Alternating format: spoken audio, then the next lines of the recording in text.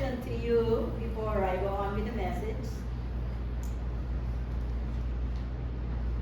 I would like you to ask to raise your hand if you want to receive a gift. Oh, yes, yes, yes, yes. I have it already. Yeah. Oh, okay. You got some. I got some too.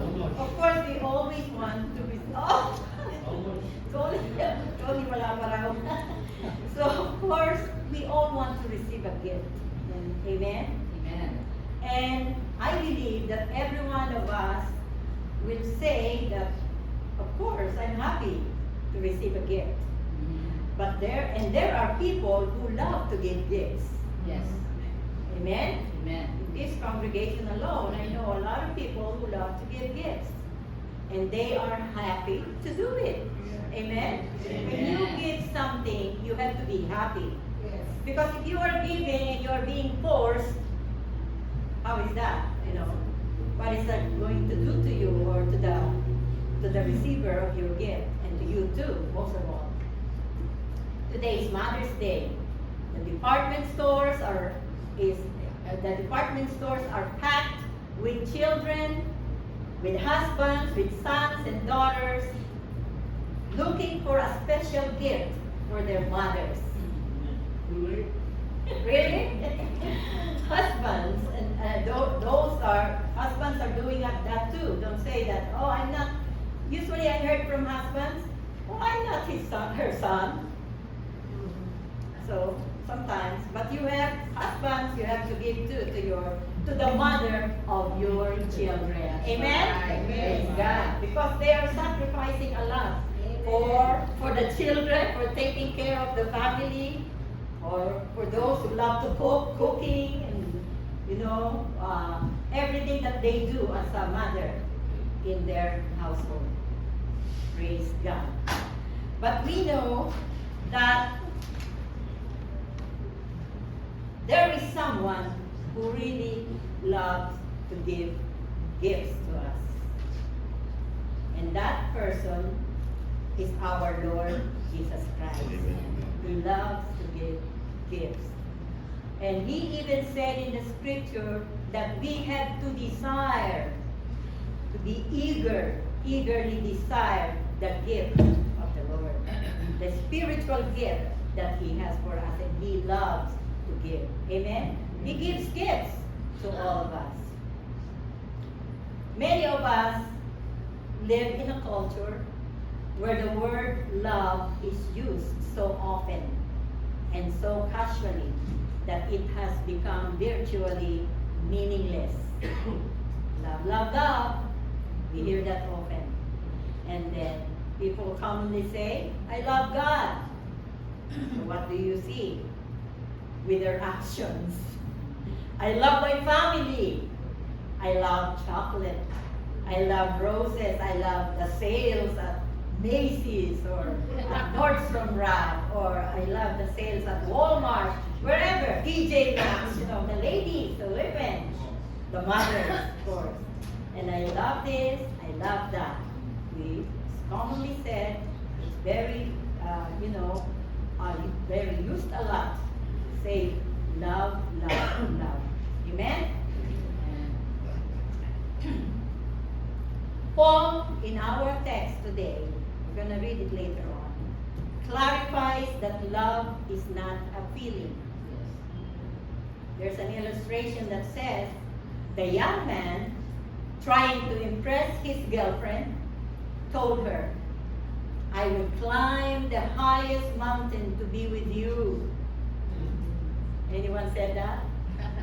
Young man, when you were courting your wife now, probably your girlfriend now. I'd walk through a snake-infested jungle to be with you.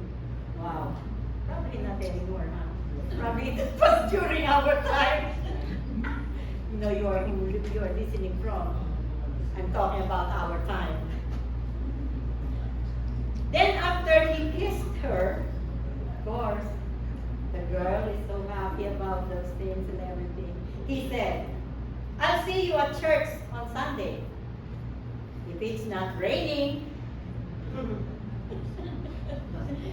So there's no limit to the promises some people are willing to make. We call that cheap talk, rotten walk. So that's one of the illustration that will go along with our message today. Love is our emphasis in today's message. It is based on the way God has shown His love to us. It was a commitment of lifestyle. Love is not just like cheap talk or saying it or whatever. It was a commitment of lifestyle. And when we say lifestyle, we are doing it. It's really common to us already to love and to express love with other people. With our family and to people that we care about. We love by doing, not by saying or by feeling only. We feel we are in love with something, but we don't say anything. Okay, this time I would like us to read our text. 1 Corinthians chapter 13, verses 1 to 13. And let's read it. Let's all stand. And let us read it together. If I speak in the tongues of men and of angels, but have not love, I am only a sounding long or a clanging cymbal. If I have the gift of prophecy and can fathom all mysteries and all knowledge, and if I have a faith that can move mountains, but have not love, I am nothing. If I give all I possess to the poor and surrender my body to the flames, but have not love, I gain nothing. Love is patient, love is kind. It does not envy, it does not boast, it is not proud. It is not rude, it is not self-seeking, it is not easily angered, it takes no record of wrongs. Love does not delight in evil, but rejoices with the truth. It always protects, always trusts, always hopes, always perseveres. Love never fails, but where there are prophecies, they will cease. Where there are tongues, they will be still. Where there is knowledge, it will pass away. For we know in part, and they will prophesy in part. But when perfection comes, the imperfectness disappears. When I was a child, I talked like a child. I thought like a child. I reasoned like a child. When I became a man, I put childish ways behind me. Now we see but a poor reflection as in a mirror. Then we shall see face to face. Now I know in part, then I shall know fully, even as I am fully known. And now these three remain: faith, hope, and love. But the greatest of these is love. Amen. Thank you. You may be seated. Praise God. The title of our message today is Called to Love. Let us pray. Our Heavenly Father, we thank you for what you are doing in our midst, O God. Mostly what you are doing in our lives, O Lord Father. I pray that you will, Lord, move in our midst through your Holy Spirit. I pray that you will give us a listening ear, that we may always, O God, acknowledge you as the one who talks to us and gives us messages that we need in our lives, O God. Father, I pray, O God, that you will bless each and every one of us as we learn more and find out more about love and loving each other, O God, and even the gifts of the Holy Spirit in our lives. I pray, Father, O God, that you will, Lord, be the one to lead us and guide us and direct us, O God.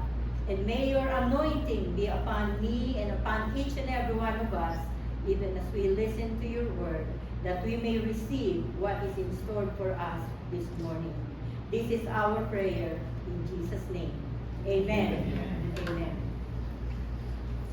Love is generally understood as a romantic emotion, something that makes us feel special about another person.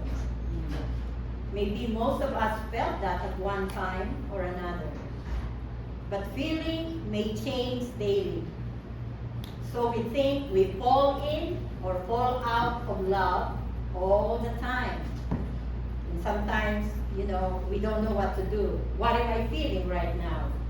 And sometimes we are changing, our minds are changing. I remember when I was 17 years old and my husband of 55 years, he passed away. The Lord took him already. But we had a nice time during those times. But during the courtship time, I remember that I always change my mind. I have a fickle mind. And he will, because he lives in Manila, I live in the province in Pansol, Calamba, Laguna. And then he writes me letter before we don't have, that was probably 62. 1962. And then, and he graduated from Bible school and he came to Pansol and pioneered the church in Pansol. And there he met me. And he fell in love with me. And then of course, where they have a thing that they do, that if you court your member with Foursquare, that they will reassign you somewhere else. So when he was reassigned somewhere else, his father was the one who pastored our church. He is also a pastor, Reverend Felipe Maghira. And then my point is, I keep on changing my mind during that time because we send letters to each other. And then he will write me a letter, everything that he says to me, and I'm still in high school.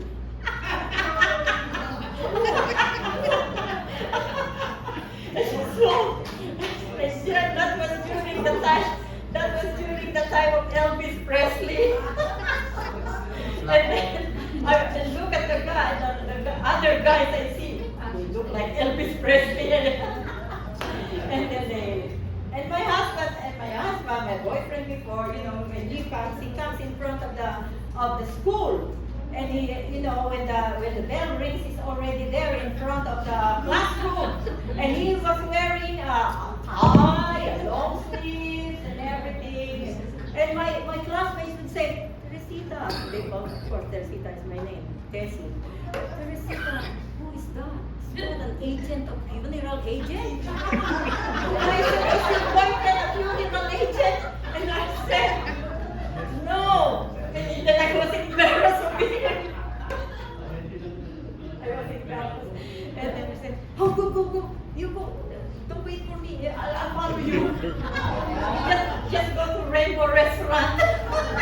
There is a Rainbow Restaurant where we meet. And then he went, and I went afterwards. I don't want to go with him. I changed my mind. And then afterwards, we eat, everything, whatever.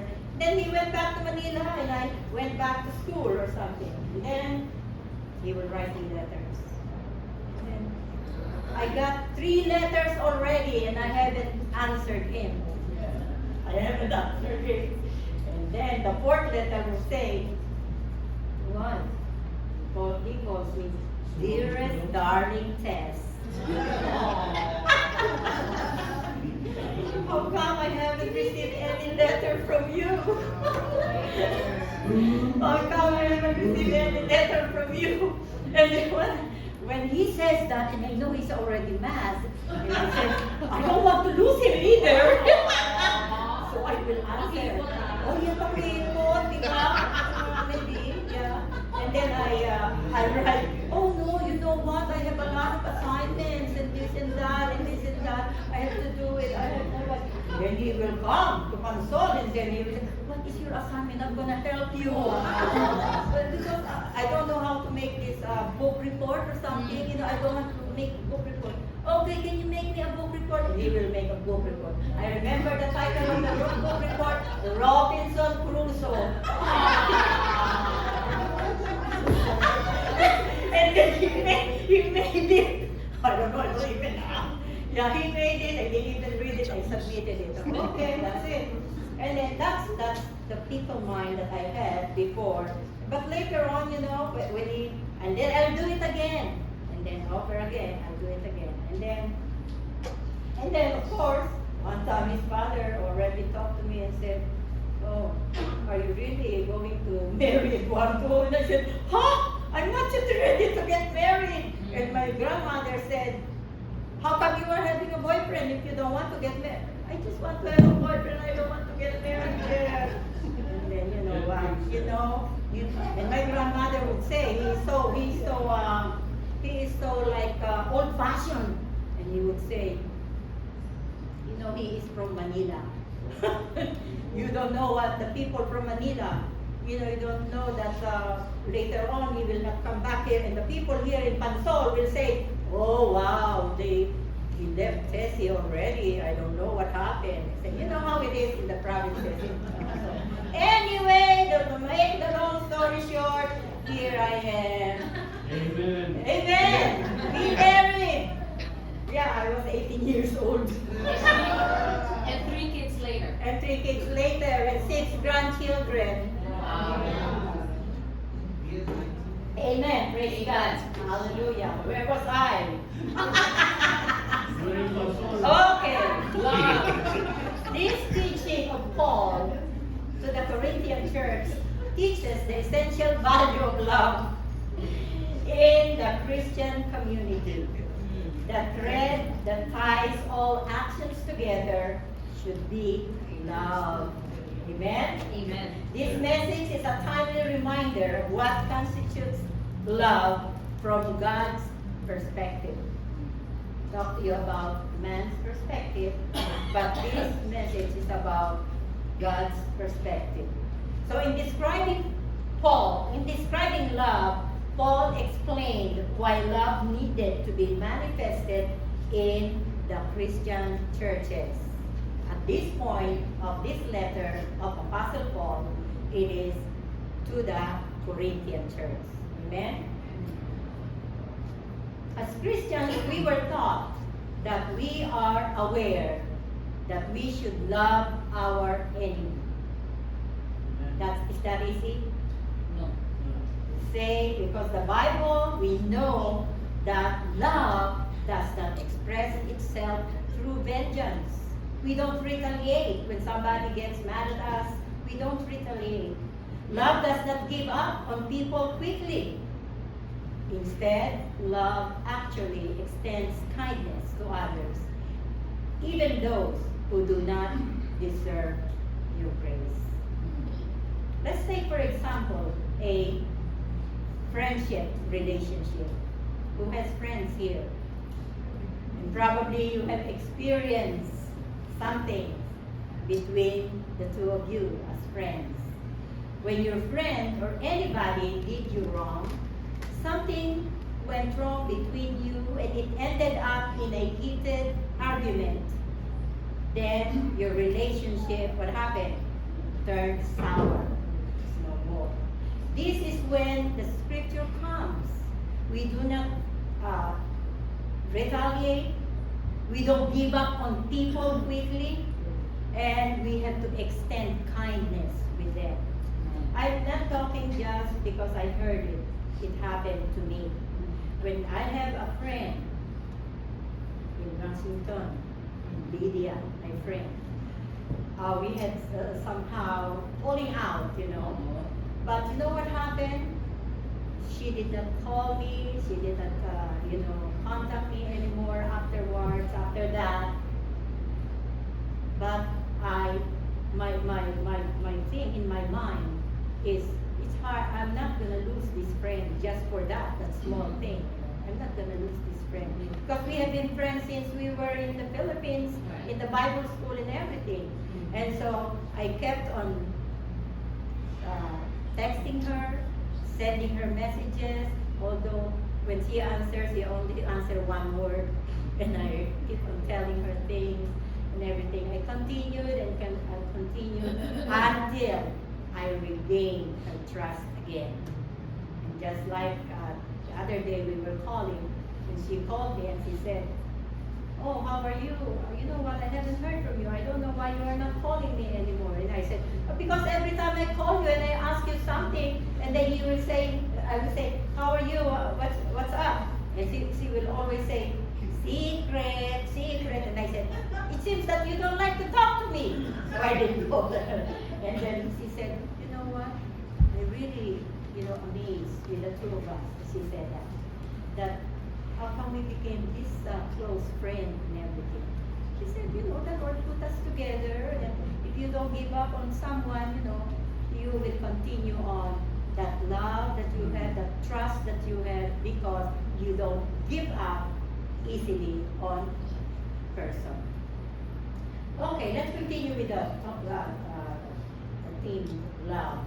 Love is a fruit, not a gift.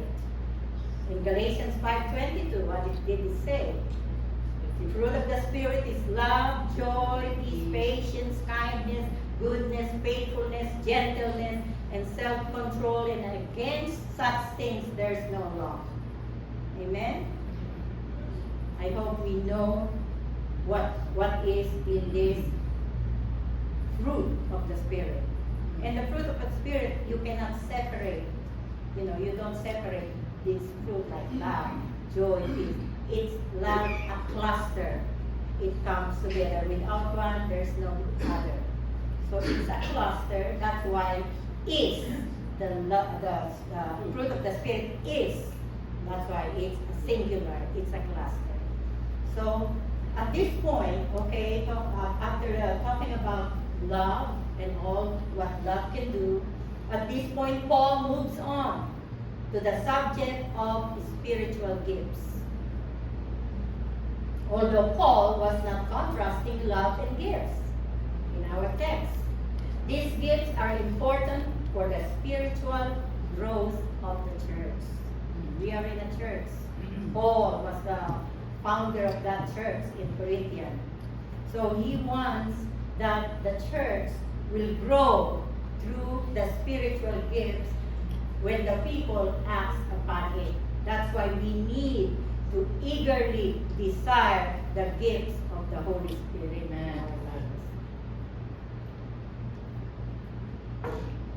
lives. 1 Peter chapter 4:10. Each one should use whatever gift he has received to serve others, faithfully administering God's grace in its various form. So this is what we have and what Christ had for us.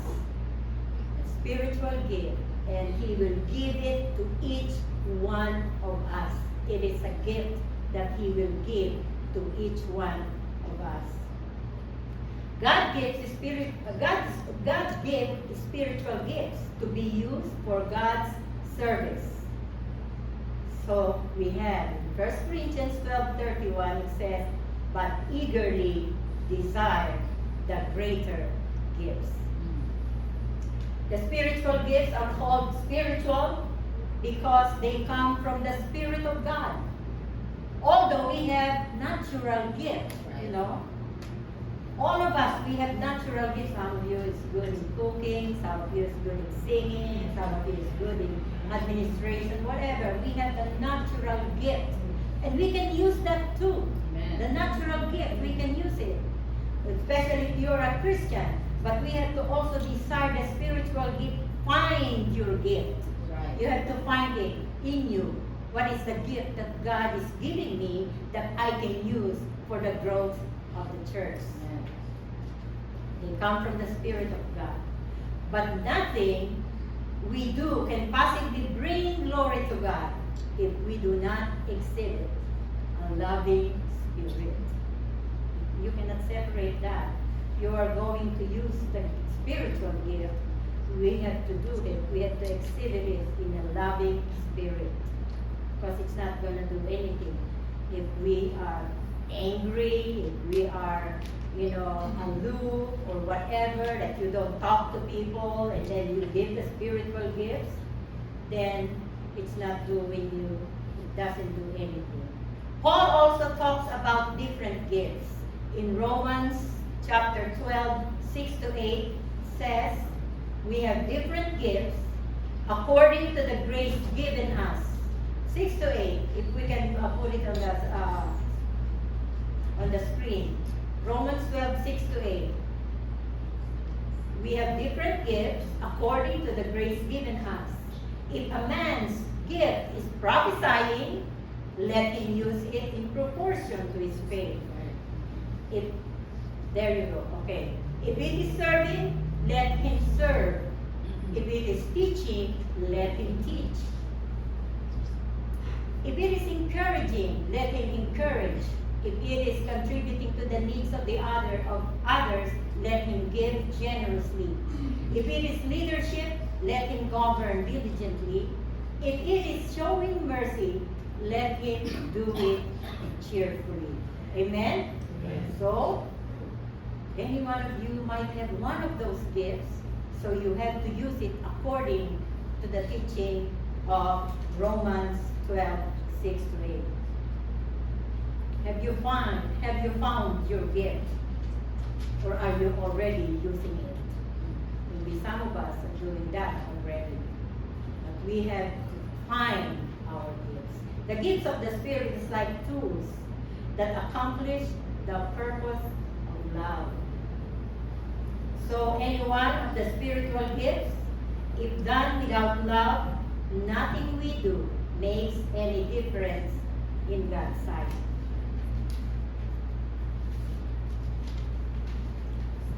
The first verse of 1 Corinthians 13 gave emphasis on the importance of love. Since the purpose of the gifts is to build up the church, it must be used appropriately. The verse 1 says, if I speak in the tongues of men and of angels, but have not love, I am only a resounding gong and a clanging cymbal. The last verse says, love is therefore the greatest of the three. And now these three remain: faith, hope, and love. But the greatest of these is love. Amen. Amen? Amen. The gifts will one day cease to be needed, but love will always be. It remains. Gifts are temporary, as we have read in the scripture. Their purpose is to build up the church while we wait for Christ's coming. We are here. We are not permanent here. We are just passing through. We are serving the Lord now. We are giving glory to the Lord and everything. We are using our gifts to build up the church. But we are waiting for the coming of Christ. Amen? Amen. Paul himself in this letter said that everything we do now is done only with a partial understanding. But when that which is perfect is come, then that which is in part will be done away.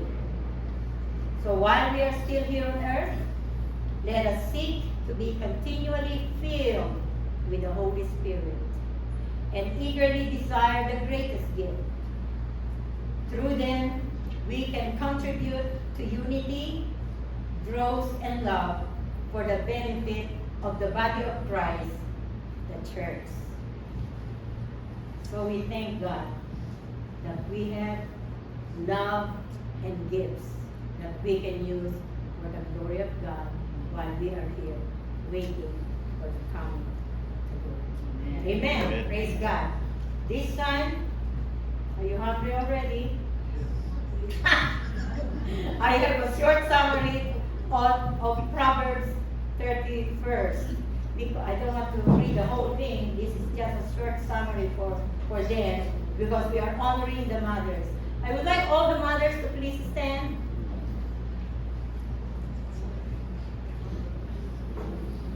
Mothers, mothers, mothers. All mothers to please stand up. Happy Mother's Day, everyone. Happy Mother's Day. Every Mother's Day. Praise God. This is a summary of Proverbs 31. Who can find a virtuous wife, capable and intelligent? A remarkable question of a wise man like Solomon. After all the years, he found out that a capable, intelligent wife is far more precious than jewels, and her value is far above rubies or pearls. The heart of her husband safely trusts her. An excellent wife is a crown of her husband. Yes. Wow, amen. Husbands? In our society, where physical appearance counts so much, it may surprise us to realize that the appearance is never mentioned in Proverbs 31st. Right. Her attractiveness comes entirely from her character. Her strength and dignity are the result of her reverence to God. Amen. The concerned dedication of a Christian mother deserves a very special praise. Finally, her children rise up and call her blessed. Her husband also, and he praises her. Amen? The husband and the children. When I look to Jude. So let us honor our mothers and give her of the fruit of her hands. Amen. Happy Mother's Day, and may God bless you all.